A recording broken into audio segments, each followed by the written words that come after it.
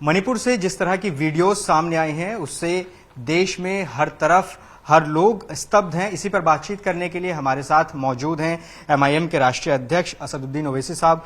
Sir, सबसे पहला reaction जो वायरल वीडियो सामने आई है उस पर आप क्या कहेंगे? देखिए, निहायत ही अफसोसनाक बात है, तकलीफदेह बात है कि एक मुल्क के वजीर आजम को एक वीडियो देखकर उनको उन खवातीन के रेप का और उन पर जो जुल्म किया गया उनका जाता है। क्या देश, मुल्क, वजीर आजम वीडियो देखकर चलाएंगे या इंसाफ के नाम पर चलाएंगे? अगर वो वीडियो नहीं आता तो क्या वजीर आजम खामोशी बनाए रखते? सबसे पहली बात ये।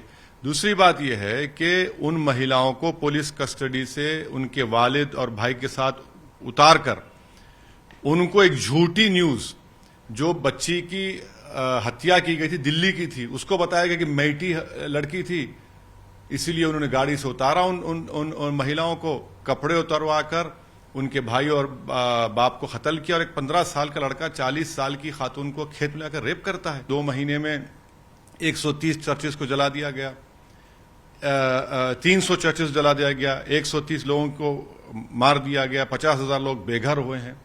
और हद तो ये हो गई कि 6,000 हथियारों को लूटा गया, 60,000 गोलियों को। अगर इसमें से अगर 10 हथियार या 100 राउंड अगर कश्मीर में लूटे जाते तो क्या होता कश्मीर में? और तरफे तमाशा यह है कि जब इंडिया की आर्मी, वहां की हमारी बहादुर फौज जब एक मिलिटेंट्स को पकड़ रही थी तो बीजेपी के एमएलए जाकर रोकता है।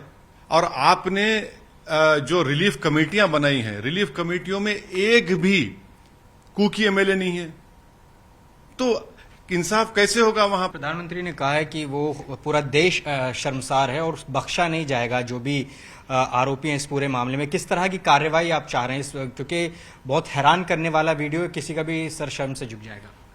ऐसे कई वीडियोज हैं जो निकलेंगे अभी। मगर मैं आपको बता रहा हूं कि सुप्रीम कोर्ट में जो एक एडिशनल एफिडेविट दायर किया गया था मणिपुर ट्राइबल फोरम की तरफ से सुप्रीम कोर्ट में, जिसमें यह कहा गया कि एक डेविड थी खमार है 35 साल का, जो कुकी हैं, उनका कत्ल करने के बाद उनके सर को काट कर एक आदमी जा रहा है। और कौन था वो आदमी जिसने डेविड को कत्ल किया? उनका नाम मैरीराबान रोमेश। और कौन है वो अपने आप को कहता है कि मैं PRO टू ऑनरेबल एमएलए कुंभी हूं। और कुंभी एमएलए कौन है? आपका बीजेपी का है। सीबीआई की इंक्वायरी करवाइए और लोकसभा में एक प्रॉपर डिबेट हो, बहस हो, हम अपनी बात खुल के रख सकें और बाद में वजीर आजम उसका जवाब दें। भाई, आप नॉर्मलसी कैसे रेस्टोर करेंगे? 2 महीने से चल रहा है, हम तो कह रहे ही हो रहा है। आज कुकी लोगों को, मणिपुर की जनता को ये हमको बताना पड़ेगा, देश उनके साथ खड़ा है, हम तो भूल गए उनको। सर, लोकसभा में भी हंगामा हुआ, स्थगित हो गई। क्या लोकसभा में आप डिमांड कर रहे हैं? किस तरह से चर्चा होनी चाहिए? कई लोगों ने कार्यस्थगन प्रस्ताव हमने भी दिया है एडजर्न मोशन। हम तो चाह रहे हैं कि लोकसभा में बहस हो, हम अपनी बात को रखेंगे।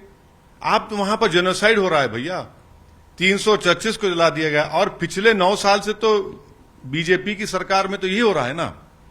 आप अल्पसंख्यक समाज हो, अक़लियतें हो, मुसलमान और ईसाइयों को टारगेटेड वायलेंस हो रहा है, टारगेटेड डिस्क्रिमिनेशन हो रहा है, टारगेटेड हेट स्पीच दी जाती हैं, दलितों पर जुल्म किया जाता है। ये सब मेजॉरिटेरियन प्रोजेक्ट का हिस्सा है उनका। सरकार आपकी है, दिल्ली में भी सरकार आपकी है, मणिपुर में उनकी नाकामी है। नाकामी नहीं है, बल्कि वो तो उस तमाम हत्याओं को, वायलेंस को बिल्कुल देख ही नहीं रहे।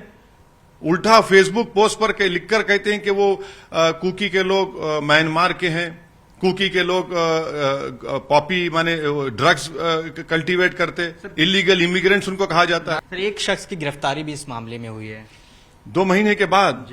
पूरा मॉब खड़ा है हथियार लेकर, हथियारों को छीन लेते पुलिस से।